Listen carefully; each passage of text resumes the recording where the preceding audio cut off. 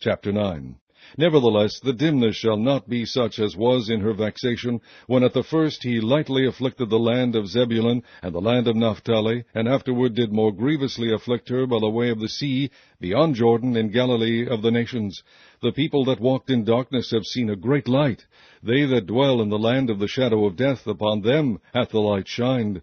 Thou hast multiplied the nation, and not increased the joy. They joy before thee according to the joy in harvest, and as men rejoice when they divide the spoil. For thou hast broken the yoke of his burden, and the staff of his shoulder, the rod of his oppressor, as in the day of Midian. For every battle of the warrior is with confused noise, and garments rolled in blood. But this shall be with burning, and fuel of fire. For unto us a child is born, unto us a son is given, and the government shall be upon his shoulder, and his name shall be called Wonderful, Counselor, the Mighty God, the Everlasting Father, the Prince of Peace. Of the increase of his government and peace there shall be no end, upon the throne of David, and upon his kingdom, to order it, and to establish it with judgment and with justice from henceforth, even forever. The zeal of the Lord of hosts will perform this.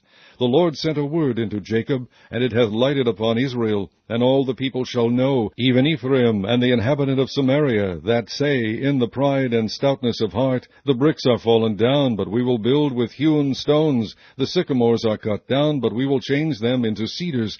Therefore the Lord shall set up the adversaries of Rezin against him, and join his enemies together. The Syrians before, and the Philistines behind, and they shall devour Israel with open mouth.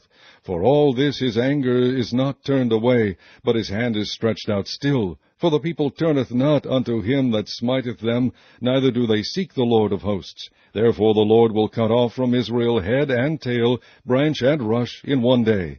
The ancient and honorable, he is the head, and the prophet that teacheth lies, he is the tail. For the leaders of this people cause them to err, and they that are led of them are destroyed. Therefore the Lord shall have no joy in their young men, neither shall have mercy on their fatherless and widows. For every one is an hypocrite and an evildoer, and every mouth speaketh folly. For all this his anger is not turned away, but his hand is stretched out still. For wickedness burneth as the fire, it shall devour the briers and thorns, and shall kindle in the thickets of the forest, and they shall mount up like the lifting up of smoke.